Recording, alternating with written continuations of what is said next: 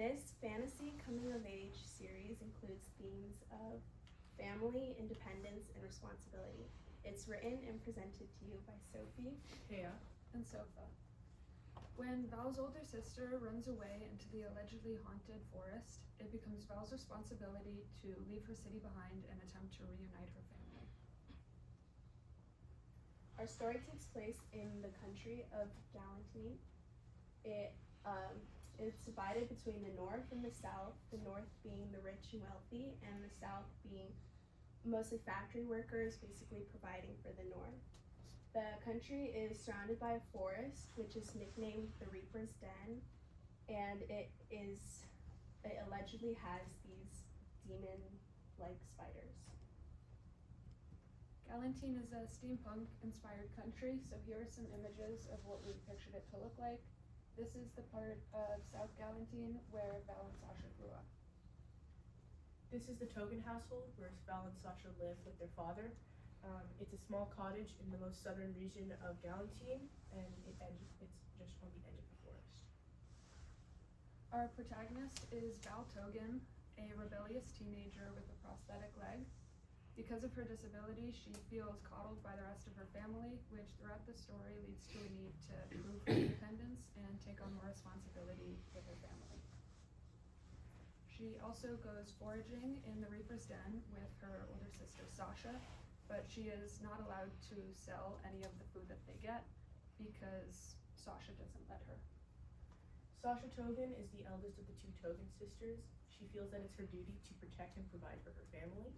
She and Val go foraging in the forest, but she alone sells them on the black market. It's illegal to sell food on the black market, so she thinks it's too dangerous for Val. This is their father, Dante Togan. He works in a factory because that's the only legal job you can really get on the south side. He works the night shift, so he works all night, sleeps all day, doesn't have much time to spend with the kids, but he's the most caring and respectful father out there. This is their long-lost mother, Eva Togan. She disappeared when the girls were really young. She left behind a diary filled with information about the forest and just helped them navigate. Our episode begins with the two sisters in the forest foraging. Val and Sasha are just going around. Sasha then goes and sells what they find on the black market the next day without Val.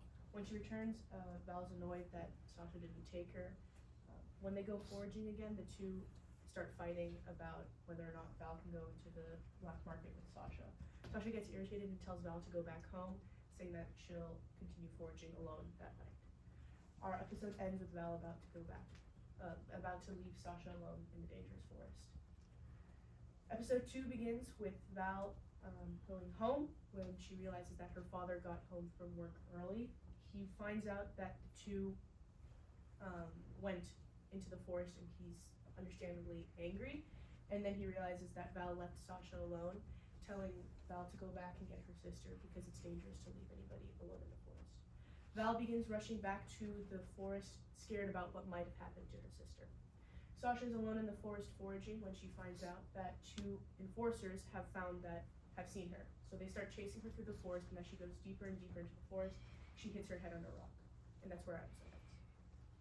Episode 3 picks up with Val re-entering the forest. She sneaks past some guards and tries to pick up on Sasha's trails, but as she goes deeper into the forest, she starts to find dead people and animals strung up from the trees in spider webs.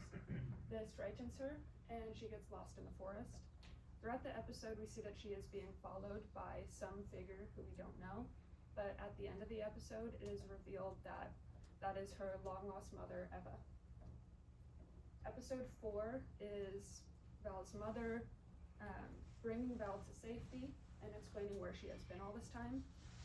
She has been living in a secret society of spider-worshipping people, and she takes Val back to this place where Sasha has been treated for her head injury, and the two girls get introduced into this new society.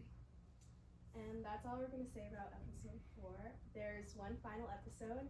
It's a 5-episode series, and if you want to know what happens, invest in our show. Thank you.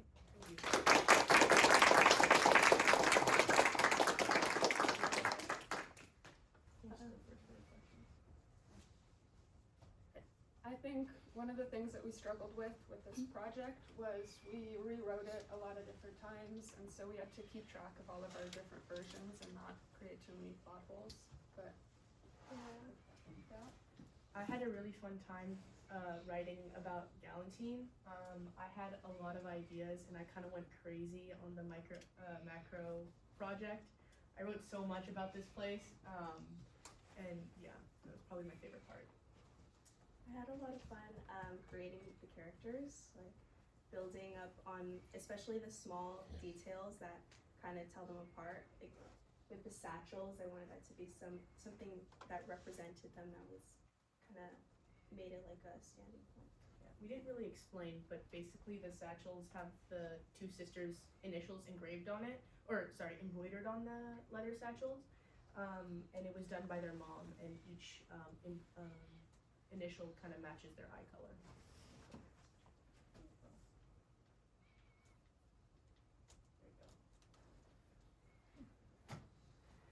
Questions? Yeah. So how did the division like Galentine basically like start? Or? It's mainly an idea that the North is basically full of like the rich that are kind of taking all of the resources from the South, and because specifically the North isn't, the South is basically trapped by the forest and the North, so they can't really do anything to leave. So everybody that's in the South is kind of just trapped there to work endlessly. Did we ever learn more about the people in the North? we don't really, They're they're not like really the big antagonists, just kind of something to create like this kind of question of, are they gonna return to the city, or are they gonna stay in the forest where they have more freedom? Like in the 5th episode, is there like an actual like real spider god, or is that like for a new season to come? We do meet this kind of spider god. There is also like some sort of ritual that they have to do to be initiated into the society. Yeah, one of the main people that the forest dwellers like worship is kind of like a person with just the face and like multiple eyes on their face. Tyler? Is there a difference between a demon spider or the god spider? It's the people assume that they're kind of like some scary demon that they don't want to get near, but because Val and Sasha have the information given to them by their mother, when they go into the forest, they realize that the spiders really aren't demons. They just assume that because of like because they think like anyone who goes into the forest will end up dead, but that's more just because they're like, they don't want outsiders because they think that they're gonna like harm them, and they have been, but they're not actually evil. Sure. What happens to the dad? Is he just like left alone? So the two sisters are basically faced with the choice of either like returning. So the ritual basically says that like once you've completed it, you're not allowed to go back into the city. So what ends up happening is that Sasha can't go back to save their dad, but Val wants to because Sasha is injured. So Val ends up needing to go back to the city, get her dad, and bring him in so they can live in the forest together. We'll find out about that in episode 5. How did Val and Sasha's like mother eventually like get to the forest, and like why did she even decide to like live in the spider cult? Oh, so much backstory. So basically, Eva's family comes from the forest. What? But Sorry. so her grandmother lived in the forest, but she ended up having to leave to be with her grandfather because they're not allowed to have any outsiders. But the traditions were passed on through the generations, and so she had all this information about the society, and she didn't really feel at home in the city, which is why she left. Felicia? Felicia. Okay. Is there any reason that because like the two girls had been foraging like in the forest so long that like due to their bloodline like the spiders didn't choose to Yes. So basically, the information that they have kind of from that book would tell them to like where to go, where not to go necessarily. And the people that were attacked by the spiders are mainly people that are trying to go into the forest and just like steal the resources like for themselves, if that makes sense. Like it's the sisters are kind of just going there to get what they need, and There are also like people who are going into the forest to try to like catch these spider demons, I guess. So those are also the people that they're killing. see. How does the sister dynamic develop like throughout the story and throughout episode 5? So go ahead. At the beginning, Sasha kind of just feels like she's kind of overpowering her sister Val. Like she feels like she's responsible for her. She's kind of making decisions for her.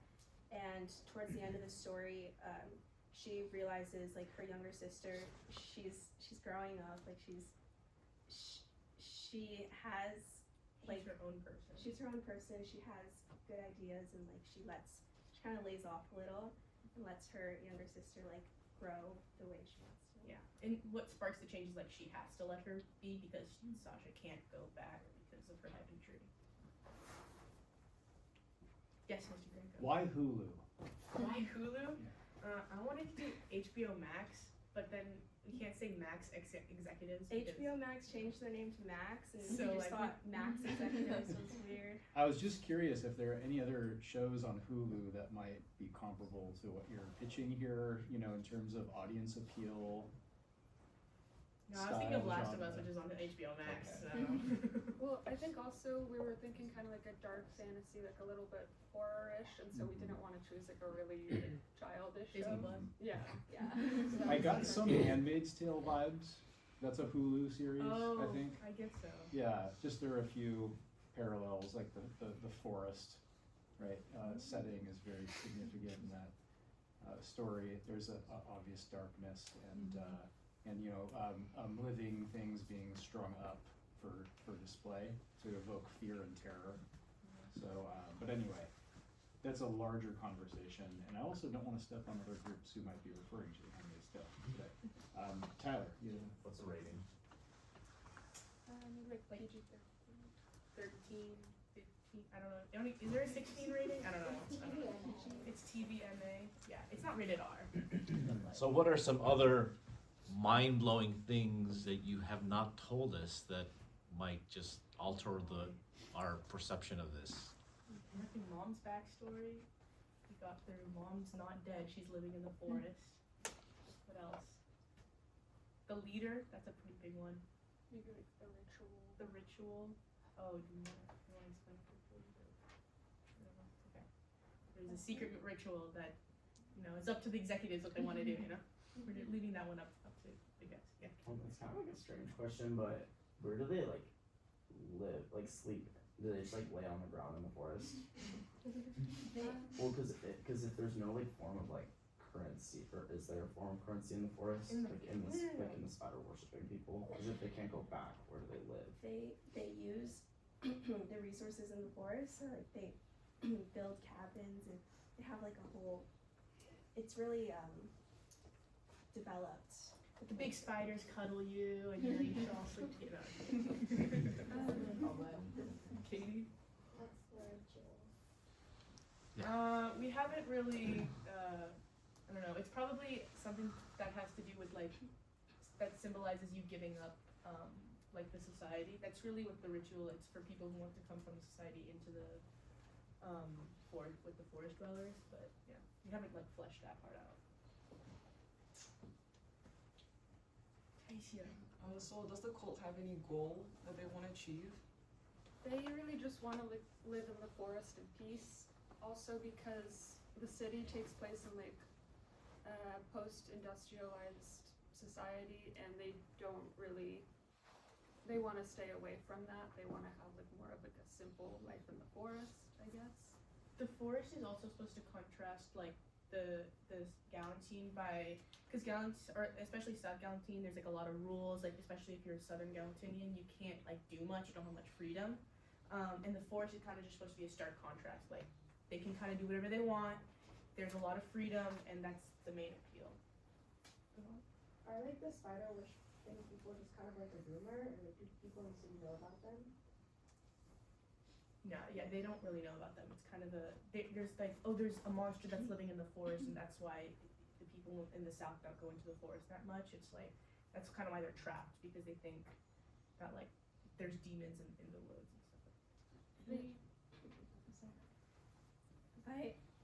By giving the forest, like everyone kind of refers to it as the Reaper's Den, and so just with that, like people are kind of afraid of it by the name, and the things that they're told, like that the spiders are actually like these scary monsters, like everyone just assume, like they just try to stay away from it. They don't really give it a second thought. Yes, Mr. Greta. What does the darkness represent? What does what do the spiders represent thematically? Well, I think that part of our inspiration for the spiders was like, so we were talking about like Satanism and like Christianity, and I think, so like part of Satanism is like they worship the devil because it represents like freedom as opposed to like the strict rules of Christianity. And so that was like a part of it where like they're kind of worshiping this leader, but really there aren't many rules, and it's more about like, it's about freedom. And so that's kind of what that represents. Sorry, is there kind of what you're saying, like, is there like a strict religion like within the city, or like some like specific rules they have to follow besides not going into the forest?